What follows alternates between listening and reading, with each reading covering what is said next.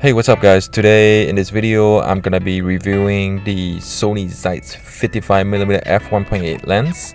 This is an FE lens which is designed for a Sony full-frame digital mirrorless cameras. This is the Zeiss Sana series, which means that it is designed to be lightweight and a very fast lens. T-style coating, it does have Zeiss typical T-style coating, which is basically the optical element of the lens are covered by a multi-layer coating, which pretty much boosts light transmissions and ensures that you get sharp and high contrast images. It also minimizes ghosting and flares. This is a ZA, which is Carl Zeiss lens designed for Sony digital cameras, so you're gonna get autofocus with it. Of course, the maximum aperture is f1.8. This is a Sony E-mount. There is no image stabilization, which is why this lens is a perfect combo with the Sony a7 Mark II, because with that camera you're gonna have IS. It has 9 aperture blades. It does not have an aperture ring. The minimum focus distance is about 1.64 feet, so it's not that great for a close-up shot. It weighs only about 281 grams. The body and the lens mount are both made out of metal. It does come with a lens hood, which is great, and the filter thread is 49mm. So now let's just go ahead and look at the build quality. So as expected from Carl Zeiss lens, this lens is very well built. It's very solid. It has a metal body. The lens mount is metal. It feels great in the hands. Inside the barrel sits a lens configuration of 7 elements in 5 groups with 3 aspheric elements with a 9-bladed circular aperture. So your background blur is going to be very good. Of course, T-style coating, it's going to help you reduce glare and enhance contrast. The lens feature a similar matte black finish to the Sony a7 cameras, which matches very nicely. It also does a moisture resistance, though there is no rubber gasket around the lens mount like some Canon L lenses, so I'm not quite sure how effective the weather sealing is going to be. When it comes to button and rings and other exterior features, prime lenses are generally pretty spare, and this lens is no exception. In fact, it's very minimalist design. The only thing that you get on the lens is the 1-inch wide focus ring, and that's pretty much it. Everything else is controlled electronically. There's no AF/MF toggle switch.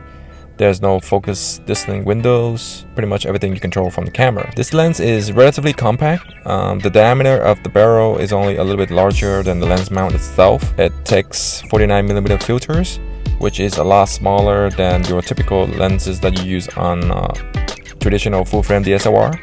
Those are generally uses filter size of 67 to 82. So comparing to the Canon 50mm f1.4, this lens is proportionally a bit on the long side, especially when you put on the pedal-shaped lens hood. It's just shy of 6 inches long. But regardless of the length, this lens still feels very comfortable. It's compact and overall a very lightweight yet very solid feeling lens. The autofocus system on this lens is very fast, very quiet, near silent.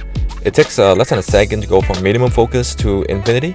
It feels very speedy. It's accurate, lock onto subject very easily. Manual focus on this lens is via a focus-by-wire system. So as with other focus-by-wire lenses, there is no mechanical adjustment when you turn the focus ring on the lens alone. It's only when you couple it with a camera with manual focusing enabled that the ring can be used to adjust focus. The focus ring on this lens though is buttery smooth. It's allowed for both coarse and very fine adjustment on focus depending on how fast you rotate the ring.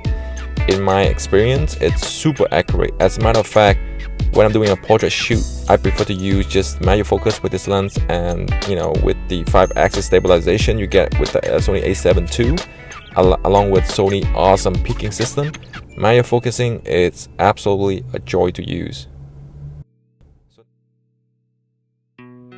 So now let's go ahead and talk about sharpness of these cameras.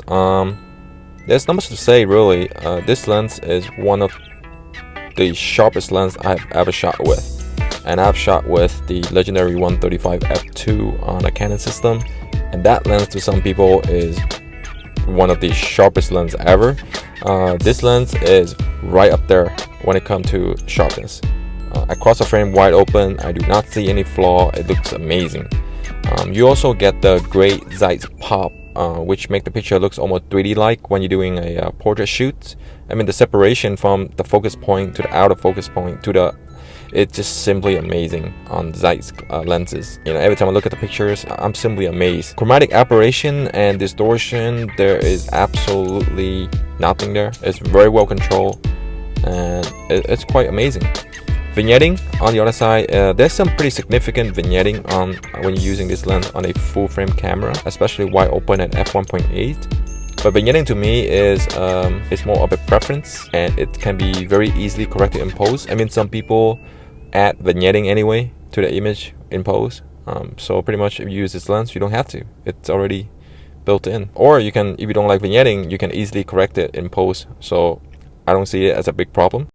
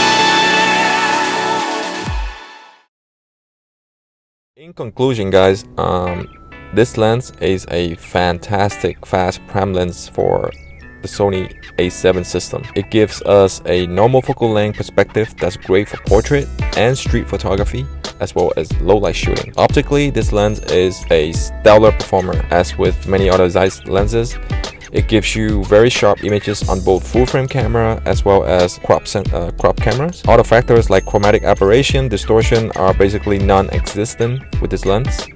There is noticeable vignetting, especially on full frame, but like I said, it's personal preference. I don't see it as a big negative point. On the physical side of things, this lens is very well built, all metal construction body, but yet it's still lightweight. You know, the lens also has dust and moisture resistance to match the build quality of the A7 cameras. There's no rubber gasket around the lens mount. Take that with a grain of salt, basically. This is one of my first Sony F8 lens, and I'm very impressed. If you're on a full frame camera looking to downsize your gear like myself, I highly recommend this lens as your first lens because of the convenient focal length, as well as you get IS with the Sony A7 Mark II.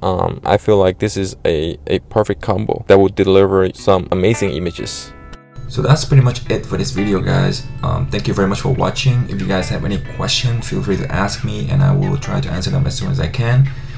Please like the video if you guys liked it and subscribe for more future videos. Thank you.